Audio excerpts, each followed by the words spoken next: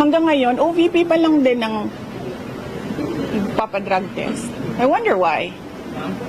Last question, please. No, hindi ako tao na nagpapaareglo. Tsaka hindi ako tao na nabibili ng pera. Ma'am, are you a threat now to national security? Am I a threat to national security? What they are doing to me is a threat. Sagot ko yan sa NSC. Mamaya, bukas. Ma'am, may nabanggit Diba? kayo na bibinigay sa inyo sobre si First Lady ni Sara Neta Marcos. Para saan ba yun? Purpose ng millions na yun? Yes, sabi? I'm waiting for that question to come up in the committee hearing. So let's wait for that question to come up in the committee hearing. Will you be able to attend the next hearing just like yesterday? Yes, I'm free on Friday. Tomorrow I'll be in Basilan, and then Thursday I'll be in Lingayen, Pangasinan, and then Friday I'm free. So you're ready to answer all their questions now?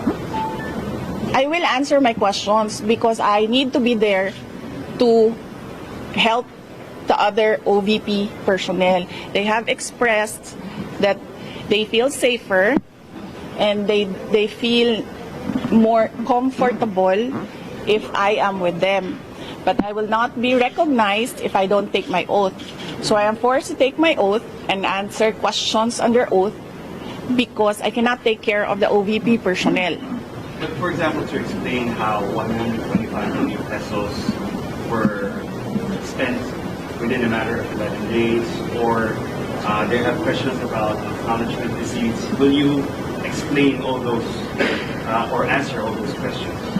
Isn't it that they've been asking those questions from the resource persons, from COA, from the OVP personnel? So why will I answer again? I already answered when we sent our answers to the Commission on Audit. It was clear there. In fact,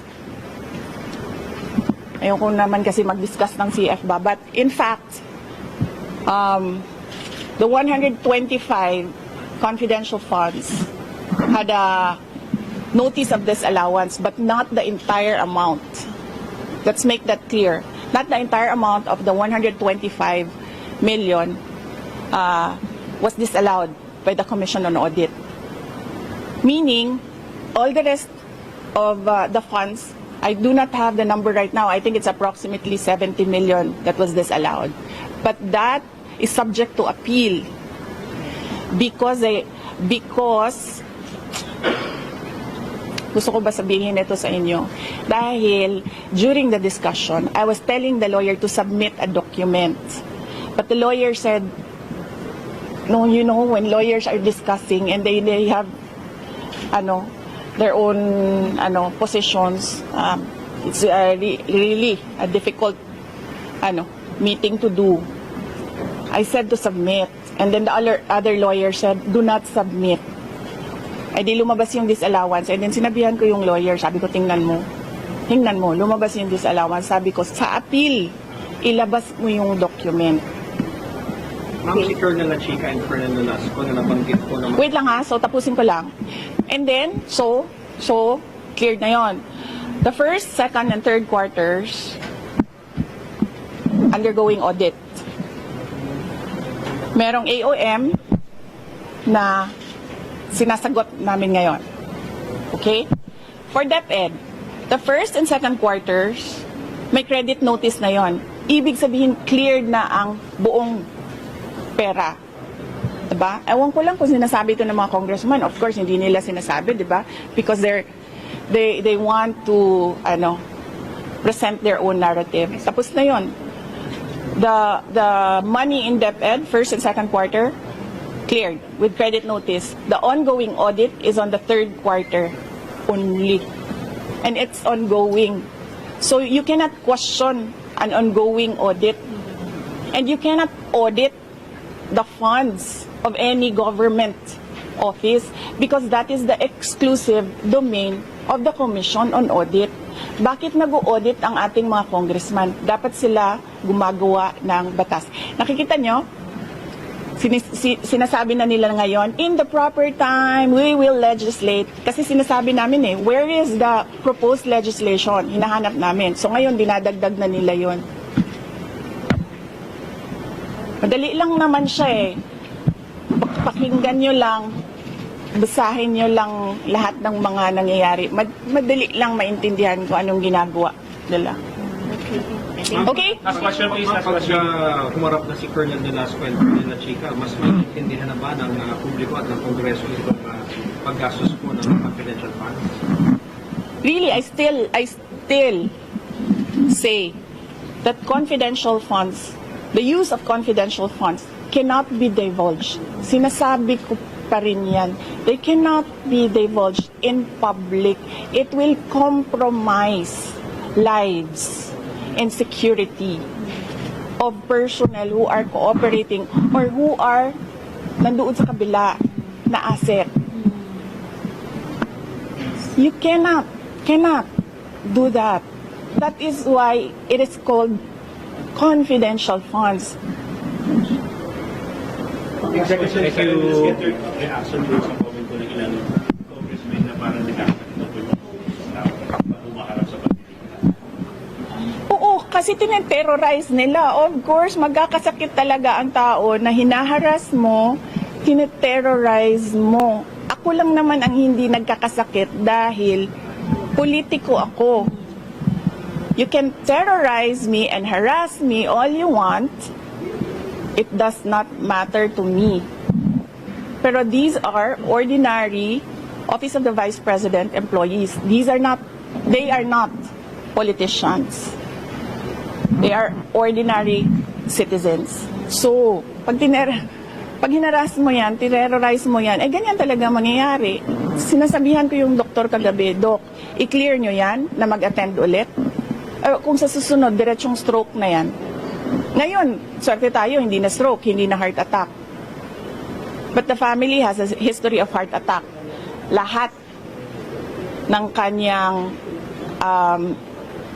ang parents and some, I think some relatives, heart attack lahat ang ikinamatay. So, ano ba?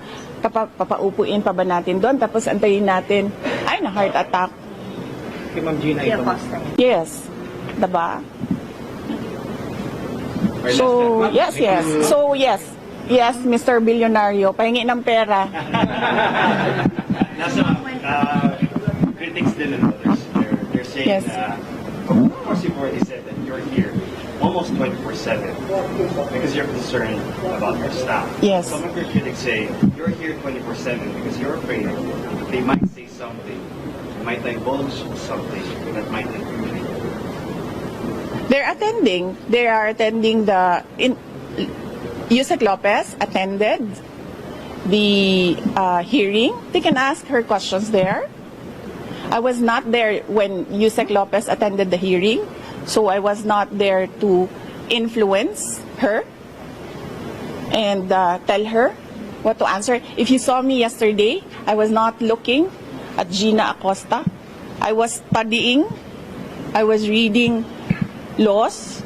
I was studying the rules of para na akong congressman ngayon, tanong niyo ako kung anong rules nila. I was studying the rules of the House of Representatives. I was not looking at her.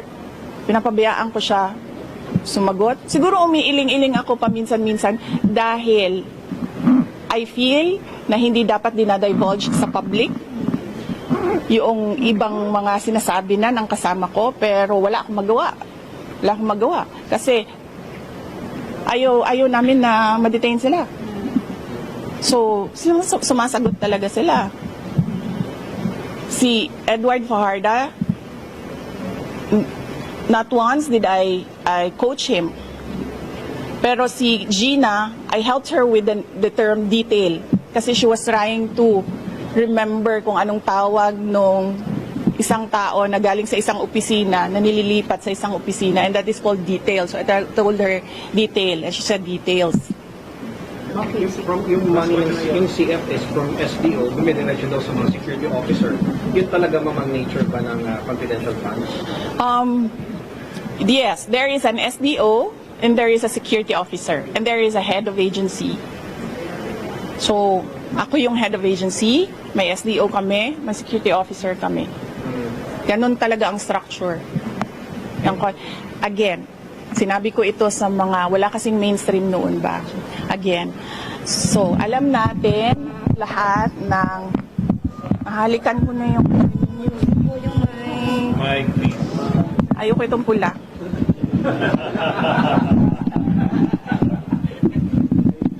Saan galing yan? Ayun. Okay, saan? Saan ako? Okay. Alam nyo, diba, meron kayong mga naririnig ng akusasyon ng nakawan dito sa ating gobyerno. Corruption in government. Naririnig nyo ba na millions ang ninanakaw? Hindi, diba? Ang naririnig nyo, billions ang ninanakaw sa budget natin. Alam nyo bakit 150 million lang yon? Kasi kinompute yun kung buwan-buwan ano ang gagawin at ano ang i-implement. Napakaliit na amount ang 150 million. So bakit kami magnanakaw ng 150 million? Ang nakawan sa gobyerno, billion. Ginamit yun sa trabaho. Bakit 125 plus 500 lang yung sa Office of the Vice President? Kasi kinompute yun buwan-buwan. Ang problem sa 125, binigay siya sa amin December na. And the requirement in government offices, you have to utilize money before December 31, before the end of the year. So ang ginawa, lahat ng preps in-implement. Diba? And as I said, government offices disburse millions, billions in a day. Sa DepEd, nagdi-disperse kami. Nagdi-disperse. Pumipirma kami ng cheque. Multi-million. Kung i-total mo ang mga checks araw-araw na nalalabas sa DepEd, billions. Nagbabayad kami, nagbabayad. So, bakit nila kine-question yung pagbabayad ng millions in a day? And that is,